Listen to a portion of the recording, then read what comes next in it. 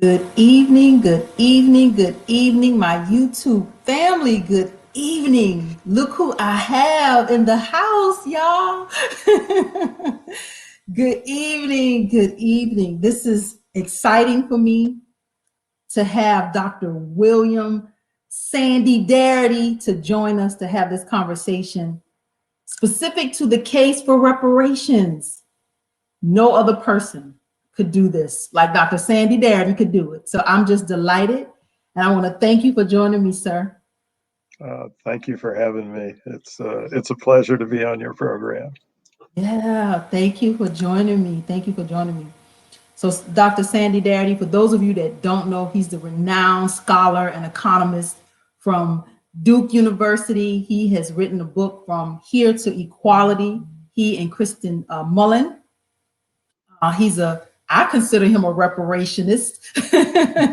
he's been That's fair. he's been doing this work for 30 plus years, and I am just I ran on this platform of reparations. For those of you that don't know, my race to the United States Senate, the biggest part of my candidacy was reparations, and I follow the work of Dr. Sandy Darity. But I wanted to bring him tonight because I really wanted to share with the viewers my experience on the campaign trail and how reparations is a conversation, particularly to Georgians, because I had an opportunity to travel around the state and talk about this, particularly to Georgians. They don't get it, Dr. Darity.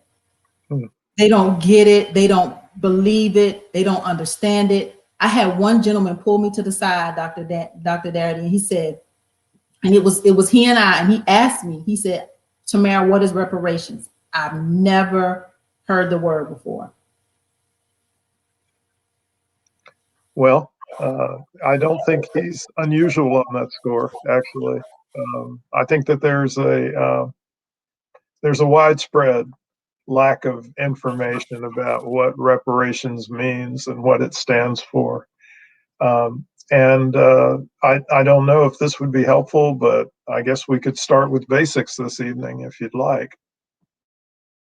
Yes, sir. The basics, because there's so few people. Like I said, it was hard for me as a candidate because as a candidate, I'm running, I'm trying to spread the word about my candidacy holistically.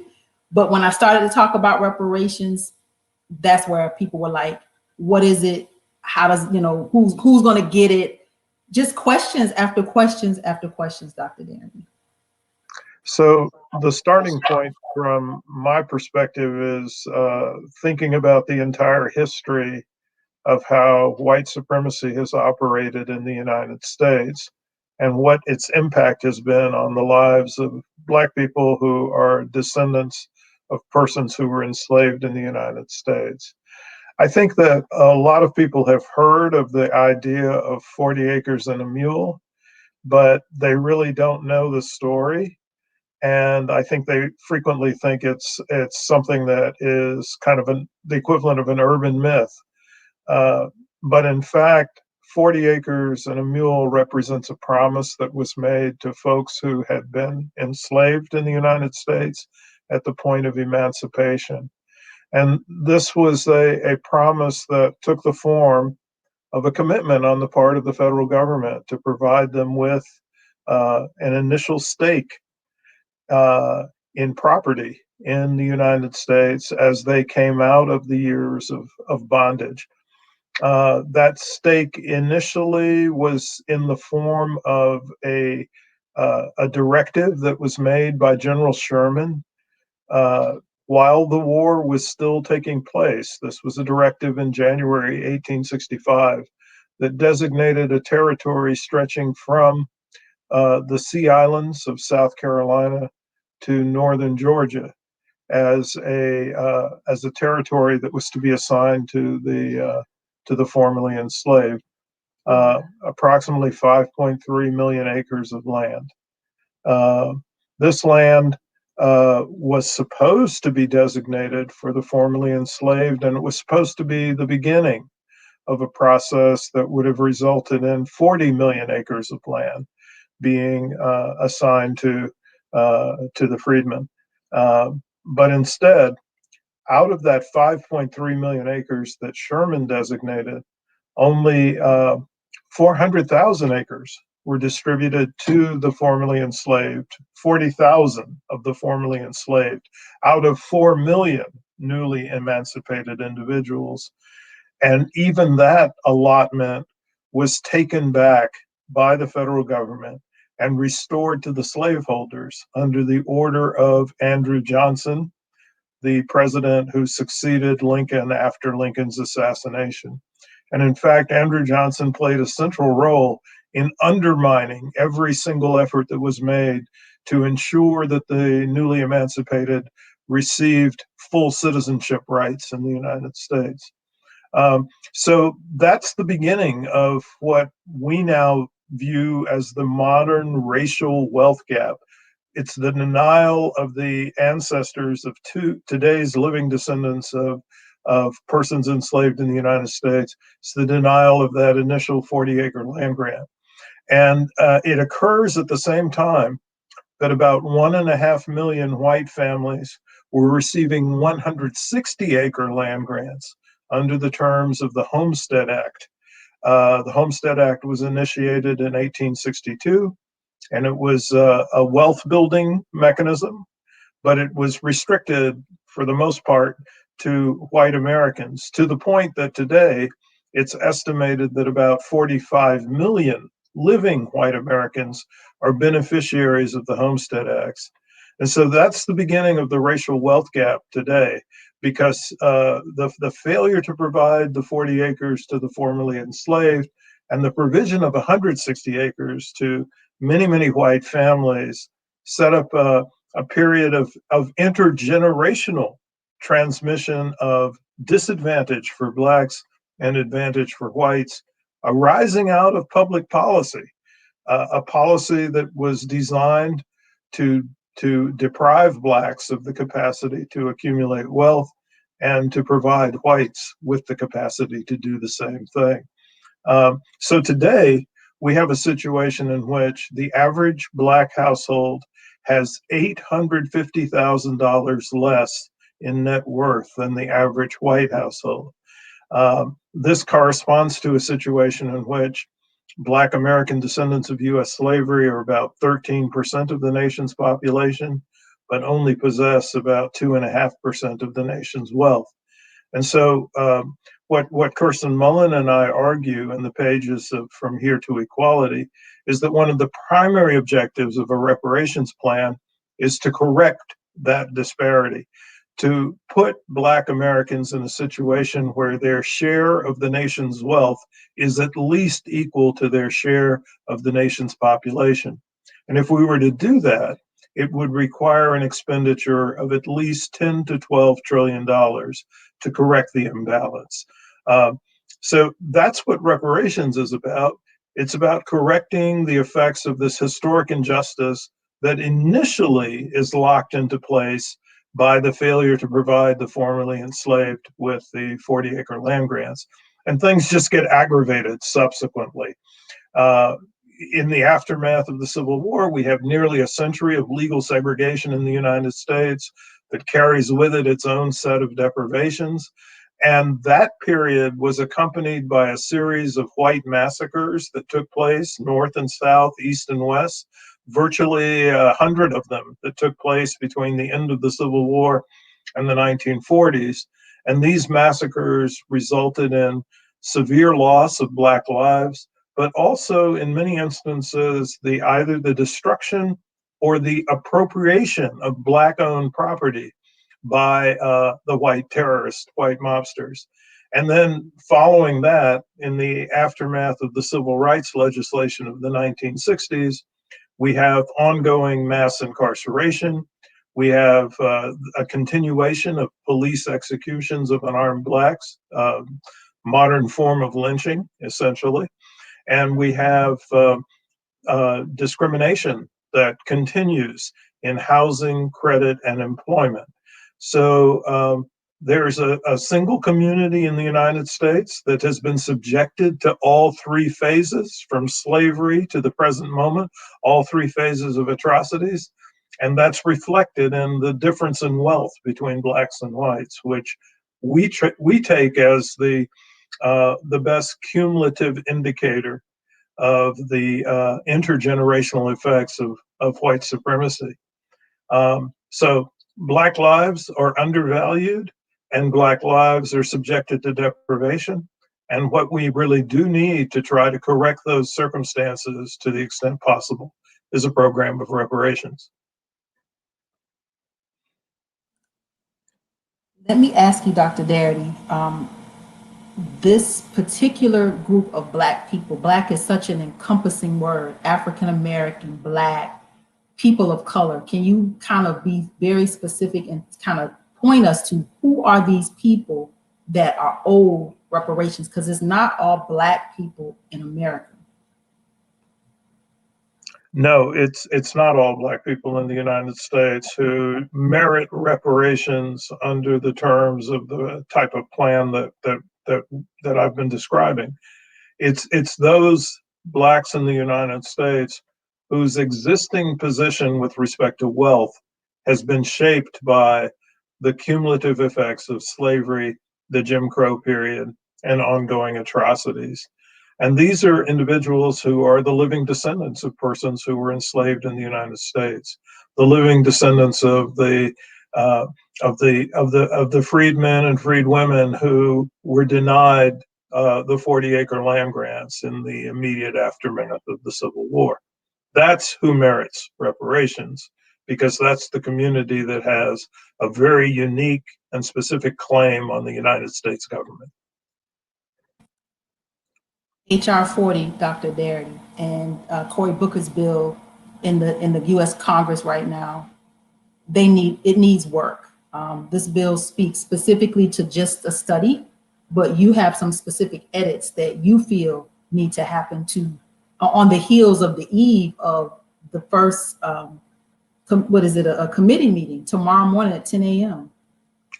Actually, it's a hearing tomorrow, and it would be the second hearing that's been held on HR 40.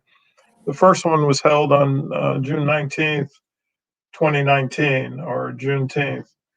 And actually, I was invited to provide testimony at that hearing, and I wasn't able to attend in person, so I submitted written testimony. And that written testimony is in the record for all who would like to review it. It's also available online through the Crisis magazine under the title of under an article of the title "The Case for Reparations." But I think what was unique about the Juneteenth hearing, from my perspective, is the fact that virtually none of the folks who provided testimony actually talked about HR 40.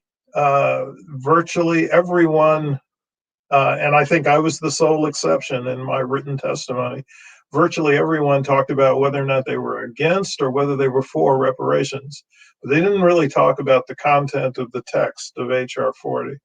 I sometimes wonder if that was an evasion that was intentional, uh, because the text has so many flaws that need to be addressed. In fact, one might conclude that the flaws are so severe that you need to replace the legislation with something different. Um, I'm not primarily concerned about the fact that this is a bill for a commission rather than a reparations program, because I think there is a potential value to having a commission as a prelude to having a reparations plan. But I am concerned that the commission that would be produced by HR 40 would not lead us to true reparations. And so I've argued that it would be important and vital to actually provide the commission with specific instructions about what must be contained in any legislative proposals that they bring forward to Congress. And I've highlighted three elements.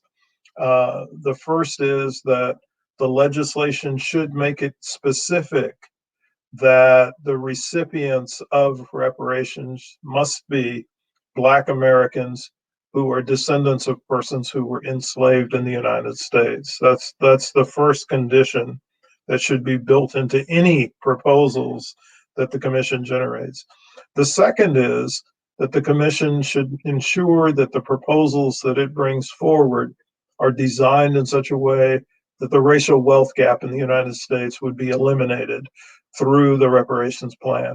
And then the third and final characteristic that I think is essential is that the legislation needs to indicate that the direct payments would be made to the eligible recipients in the same way in which other types of reparations plans have involved direct payments to eligible recipients, whether it's the German reparations payments to victims of the Holocaust, or in the US context, it's the United States government's payment of reparations to the Japanese American community that was subjected to mass incarceration during the course of World War II. So it should be done in the same way for Black American descendants of U.S. slavery. And I'm somewhat open-minded about whether it's a matter of cash transfers or other types of ways in which the funds are directed towards the people who merit them. Could be trust accounts, it could be some form of endowment, or some combination thereof.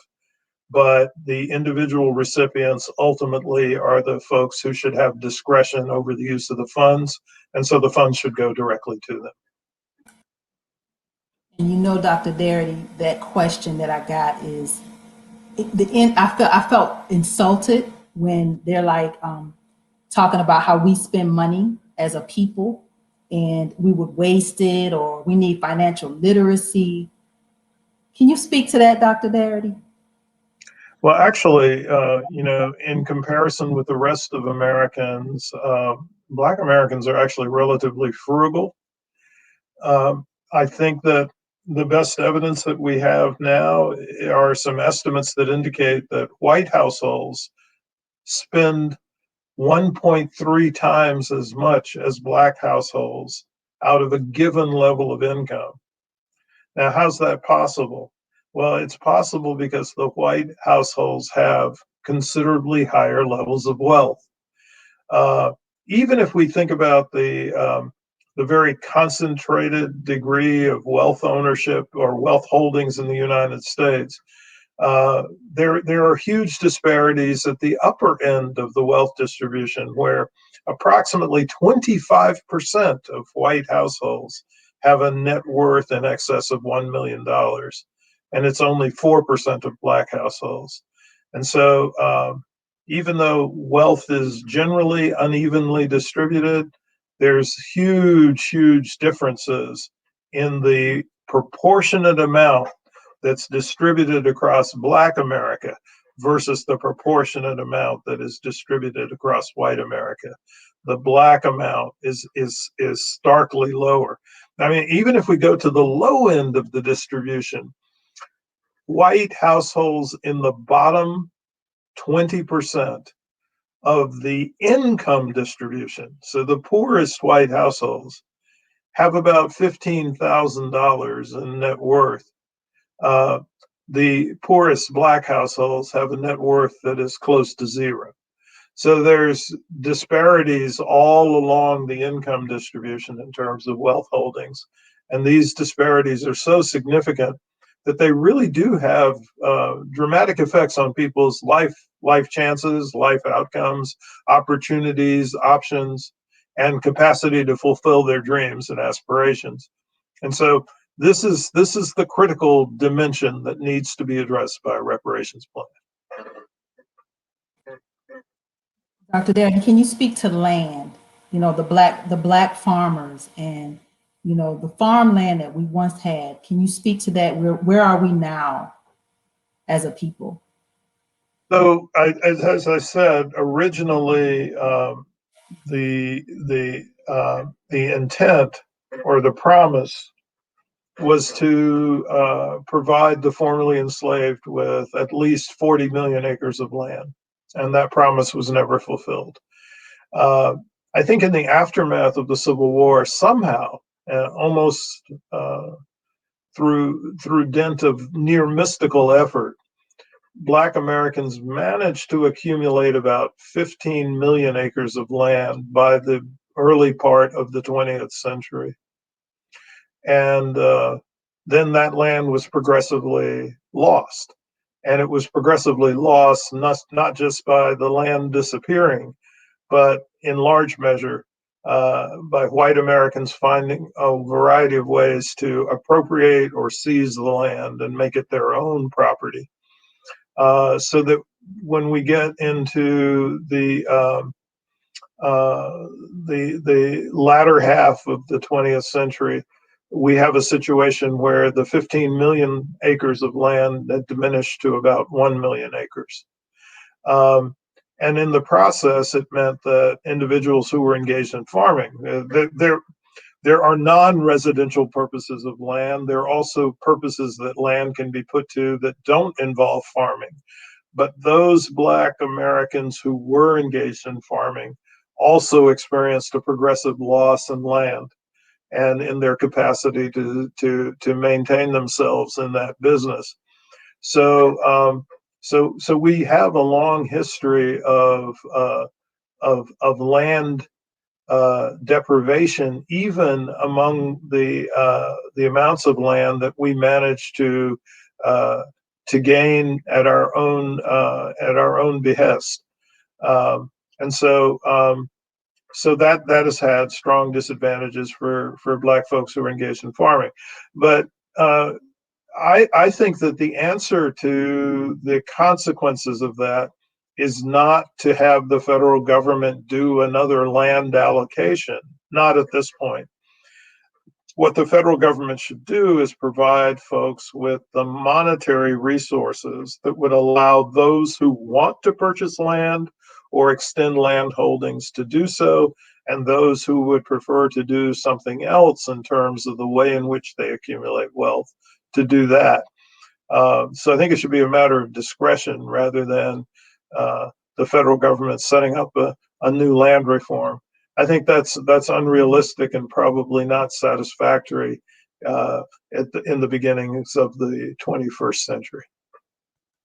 Yeah, because I understand that you kind of see it as a bit problematic. So you kind of follow the mantra of Dr. King: cut the check.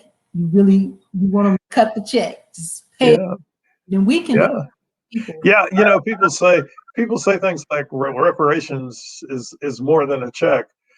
Well, the check is not trivial. I mean, if we're talking about increasing the average household wealth among Black Americans by $850,000, which would correspond roughly to an additional $260,000 to $300,000 per person, uh, cutting the check is quite significant and important. And I mean, it would really be transformative in people's lives. So I don't really need to make the claim that it has to be more than cutting a check, because cutting a check is not a trivial act in this context. Now I think about, there's so many people that don't believe.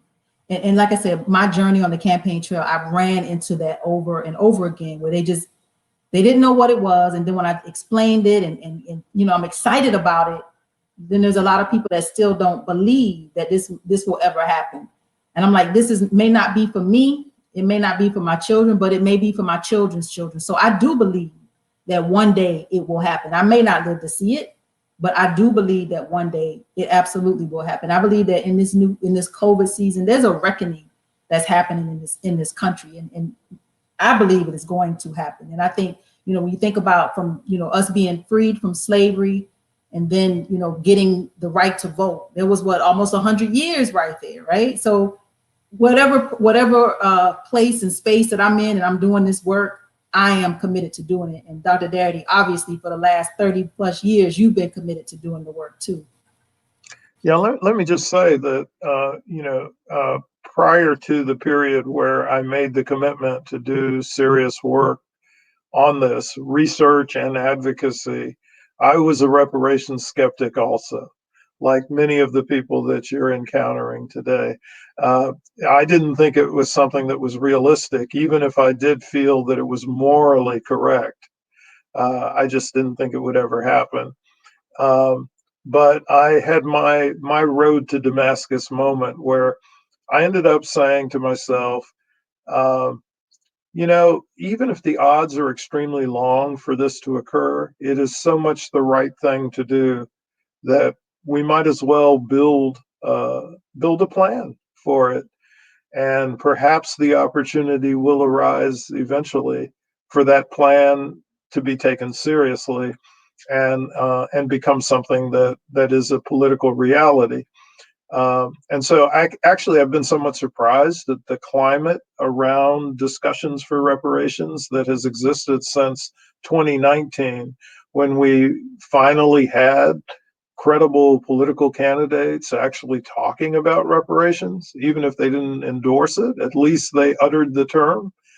And I know that you built your campaign around it, and as far as I know, you're not the only person to do that. So I think we're in a very different climate in terms of thinking about reparations. And I think, I've said a number of times, if it was 1819 in the United States, I may think that slavery would never come to an end. But that doesn't mean that I shouldn't have tried to find the courage to fight against or resist slavery in 1819.